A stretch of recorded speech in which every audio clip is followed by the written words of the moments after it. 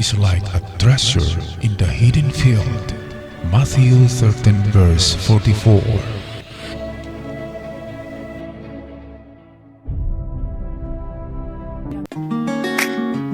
Hello, welcome back to our channel, the Surigao-san, for another minutes of a treasure analysis of your treasure marker. At bago ako magpatuloy, ako'y mag-shout out muna sa lahat ng ating avid followers, subscribers. At sa iyo na bago pa lamang nakabisita sa aking channel, maraming salamat sa inyong pag-subscribe. At sa ating mga katiyats in abroad, kumusta kayong lahat dyan guys? Sana ay nasa mabuting kalagayan kayo sa oras na ito at tayo'y mag-shout out na. Shout out kay Joruel Di Gilmo, Edwin Manudal, Romel Hisurgon, Frank Mendoza, Isagani Orgada. Also shout out kay Arla Montilla, Raul Riquillo, Katimay Taytano, Crispin Jr. Palyarca, The Haxker 101. Also to Rosa Apego, Abdul Musi, Halaidi, Rex Alipo, and to Marion Maleda. Also shout out kay Cheryl Verba, Queen's Judge, Emerald Batang, Mike TV, Rico Mausisa, J. Albert Saramilio, at shout out din kay Geraldine Castro, Rosa Apego, also to Asnaira Aquino, Jonathan Puyong, Luz Bugot, and also to Ananakin Official, Marco Honcolada, at sa lahat ng ating mga ka-TH na nanonood ngayon, maraming salamat at tayo nang magpatuloy sa ating treasure marker analysis. At ang ating i-analyze ngayon guys ay itong left foot marker na kung saan kakaiba ang kanyang direksyon. Mga katiyats, sit back and relax. Meron na naman tayong i-partial analyze ngayon na treasure marker. Ito ang famous foot marker na kung saan ito ay left or kaliwa na paa. Ang kaliwa na paa, ang kahulugan guys ay treasure. There is a volume of treasure in front or near. Ang karamihan ng footmark ay ang direksyon ay kung saan nakaharap ang foot. Example ganito, lalo na pag mayroong daliri yan, ay papunta doon ang treasure. Mayroong mga distansya yan, karamihan ng distance is 7 to 10 meters pag foot. Ngunit pag wala na siyang mga daliri, tulad dito wala siyang daliri, ang kahulugan ay dead end or stop, malapit na. Huwag nang maghanap sa malayo, huwag nang maghakbang-hakbang ng ilang hakbang, malapit lang ang item. Pag ganyan, walang mga daliri. So volume of treasure nearby, so hindi yan naabot ng 20 meters ang layo ng mga ganyan. Okay, at tingnan natin ang top view nito. Okay, ito ang sa lahat ng mga butas guys, ito lang ang pinakamalalim at very visible at parang ginawa ng tao, pati na rin ang linya na ito. Yan ay man-made. Ngunit itong ibang mga butas dito, ito ay natural lamang katulad ng nandito. Kaya minsan ang mga Hapon ay kanilang hinahalo or parang nahalo na mixed sa ibang mga natural marker ang kanilang ginawang marker para hindi mahalata. Meaning ay nag-camouflage yung kanilang marker at sila lang ang nakaalam niyan. Kasi sa kanilang mapa, mayroon namang coordinates at ang tanging hanapin nila ay yung DBM o yung treasure marker na malaki sa ibabaw. Yung monument, ang tawag dyan ay parang mga monument na yan sa land survey.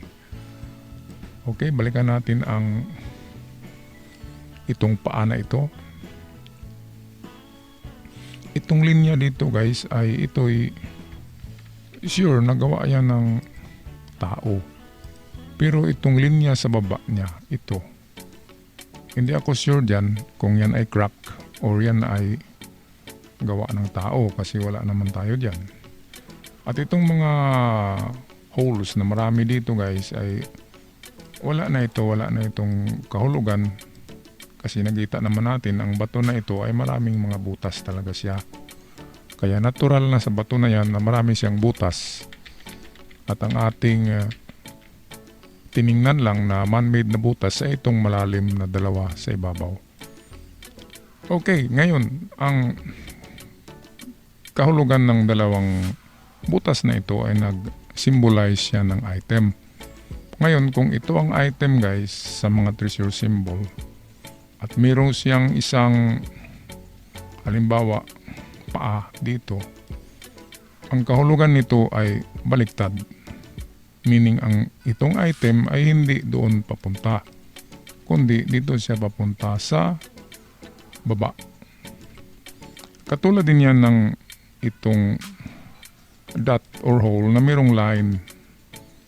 Mayroong line tapos nasa gitna siya. Ang meaning ay diyan siya sa baba. Okay, at kung line naman na mayroong dot dito sa dulo, ang kahulugan ay papunta siya doon.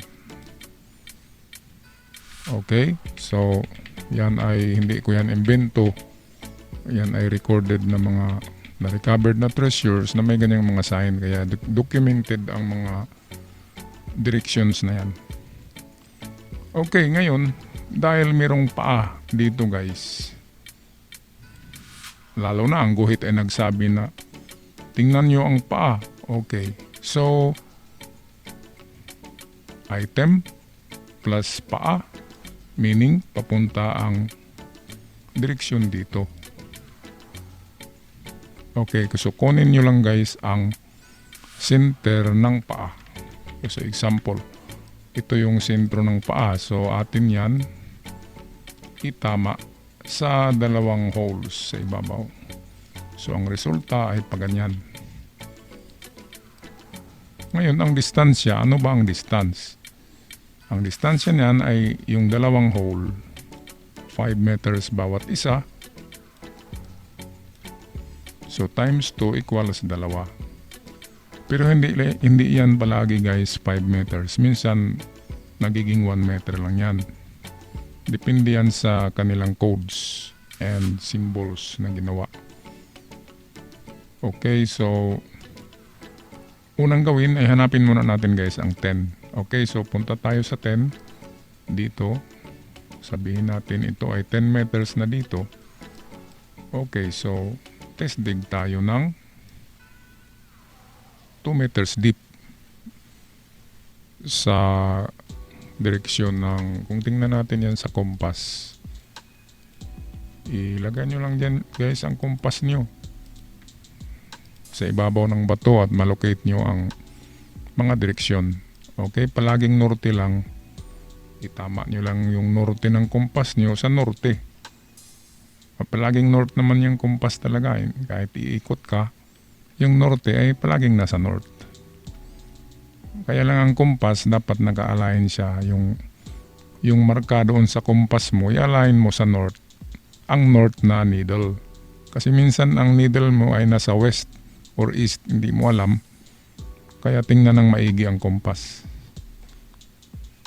Okay, ganyan. Ang importante lang naman sa kompas guys, ay makuha natin ang 4 na direksyon. Kasi sa 4 na direksyon, it's either 45 degrees siya, example dito, or naka-align siya sa itong linya talaga. Ngayon dito, napansin ko guys, ay naka 45 degrees siya. Napansin niyo ba guys, ito galing dito, ayan, eksaktong kalahati yan, 45 degrees. So mayroong chance na mayroong laman yan kasi 45 degrees sa kompas. Okay, so ito yung ating unang hukay, unang test dig ng 10 meters. Ngayon dahil ang holes ang mga butas minsan ay 1 meter lang yan. So, we have 2 meters na distance na naman. Ito ang pangalawang hukay natin. Babalik tayo malapit sa bato at haakbang naman tayo dito ng 2 meters. Pagdating sa 2 meters, ayan, 2 meters na ito guys, hukay tayo. Tisdig na naman tayo. Ngayon, hindi naman kasi yung ibang treasure hunter magsasabi kaagad na HTM na yan, final marker na yan, nandyan sa baba. Paano kung wala sa baba? Ang pinakita ko sa inyo guys ay options. Dahil kung wala, okay, second option tayo. Pangalawang option, kung wala, ay third option tayo. Sa third option, kung wala, fourth option tayo. Hanggang maubusan ka sa pagdecode mo ng treasure marker. Okay, at kung maubusan ka na, diyan ka na sumurinder. Pero habang meron ka pang analysis na may pinagbasihan, okay, pwedeng hukay na naman. Kasi sa taong umaayaw ay hindi nagwagi. Ang taong nagpursigi ay nagwawagi. Ang taong ayaw ay maraming dahilan. At ang taong may gusto ay may paraan. Di ba guys? So ngayon, sabihin natin ay wala. So punta na tayo ngayon guys sa ating second method. Okay? Kung nakita nyo itong linya dito, baka ito ay man-made. Hindi natin alam. Kaya, yan ang kunin natin na angle, na direksyon. At ang direksyon niya ay halos kapareho lang, di ba guys? Malayo lang siya ng sabihin natin 2 meters. Kaya meron talagang tsansa na meron dyan. So ang unang gawin ay ganun pa rin guys. Dito sa 10 meters ang una. Okay. Testig na naman tayo dyan ng 2 meters. 10 meters galing dito. Ito. And then, kung wala dito ay punta na tayo sa 2 meters niya dito. So mayroon lang tayong 4 na digging holes. 4 na ang nagawa natin na test dig. So walang problema. Hindi naman tayo gumagamit ng water pump, ng generator. So hindi ganong magasto, di ba? At kung wala sa 4 na hukay guys, ang last resort talaga diyan palagi. Pag malalaking bato ay dala kayo palagi guys ng maso or sledgehammer. Itong sledgehammer ay napakagamit niyan sa bundok, di ba? Sa pagbiyak ng bato. Ang purpose naman natin dito sa sledgehammer ay hindi biyakin ng bato. Ang atin ay pukpukin lang ang mga parte niya, ang palibot, ang gilid. At kapag mayroong tutunog na hindi solid, na parang hollow rock, parang hollow siya sa loob, may chamber siya, yan ang time na biyakin or butasin niyo ang bato. Alright, so ako'y magpaalam na guys. Sana ay marami kayong natutunan or meron akong naibahagi sa inyo na mga ideya sa paghanap ng treasure sa ganyang mga marka. Ito'y kakaibang foot marker. Kasi karamihan ng foot marker ay sa harapan niya papunta ang direksyon. Ito ay slanting siya ng 45 degrees southeast. Okay, time to go for me guys. I'll see you on my next video. God bless you all and stay away from COVID. Thank you.